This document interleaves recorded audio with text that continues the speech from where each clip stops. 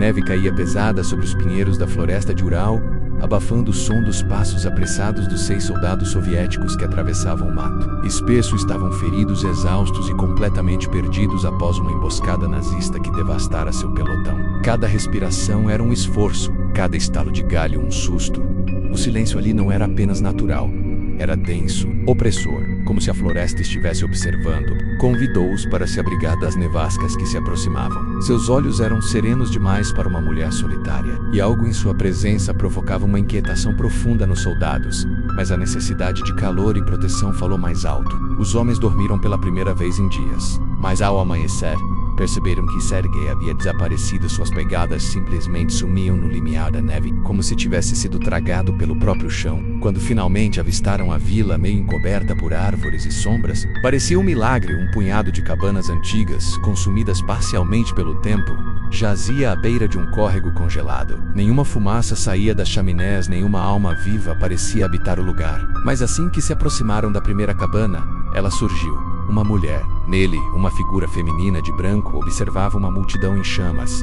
Aos seus pés, ossadas e crianças de olhos vazios. Pálida como a neve, envolta em um manto branco que arrastava no chão, olhos cinzentos fixos neles como se já os conhecesse. Com ele vieram os gritos. A cada sopro de vento, uma voz era ouvida chamando por nomes, em sussurros finos como navalhas. O ritual exigiu sacrifício e sangue. Fogo purificou a vila, e ela permaneceu ligada à terra, à neve e ao pacto jamais quebrado. Os soldados começaram a enlouquecer. Alexei tentou fugir no meio da noite e foi encontrado no riacho congelado, com os olhos arrancados e as mãos apertando uma boneca que jamais pertencia a ele. E à noite o outro desapareceu, Dmitri. O terror começou a tomar forma, e não havia para onde correr. Mas o fogo se recusava a crescer. A madeira queimava sem calor, e a fumaça os envolvia como véu sufocante. Contou como 100 anos atrás soldados vindos do sul haviam queimado cada lar daquela vila, matado cada criança. Andes Tevera. Havia apenas neve, árvores negras e o silêncio da floresta. Menos Ivanov foi encontrado semanas depois por uma patrulha russa. Desidratado, delirante, sussurrando nomes que ninguém conhecia.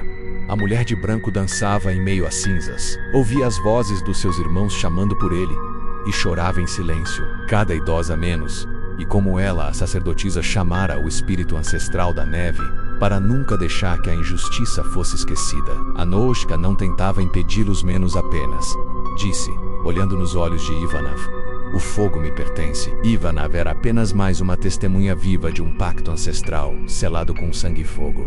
E a neve nunca parou de cair. Vocês já foram entregues. A vila estava viva, e Anoushka observava, sempre em silêncio, com a mesma calma de quem vê florescer uma colheita prometida. Seus olhos jamais piscavam. Seus companheiros estavam enterrados no esquecimento, mas ele fora condenado à lembrança. Ela o saudou em russo antigo.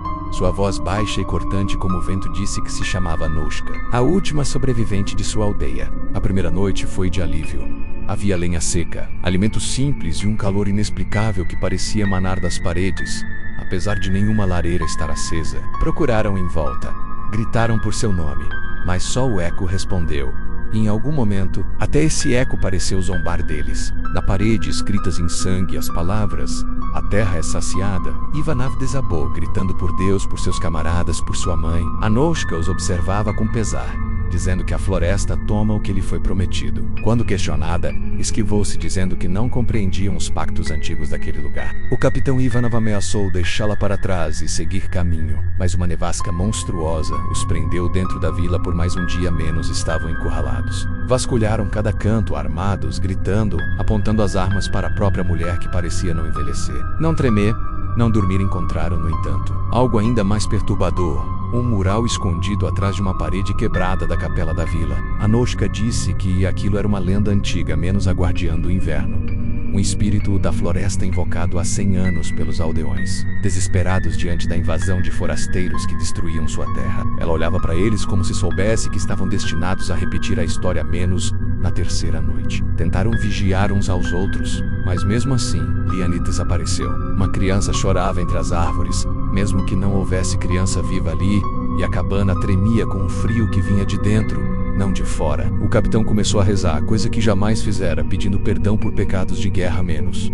Mas era tarde demais. Quando restaram apenas 2, Ivanov e Mikhail tentaram incendiar a cabana. Desesperados, Mikhail desapareceu na penúltima noite e Ivanov encontrou seu uniforme dobrado, como se tivesse sido posto para dormir. Anushka apareceu ao seu lado, sem som, sem passos. Sentou-se com ele, como se estivesse apenas consolando uma criança. Ivanov perguntou por que ele sobreviveria menos e ela respondeu: para lembrar. Na manhã seguinte, a vila havia sumido. Nunca mais falou sobre o que aconteceu.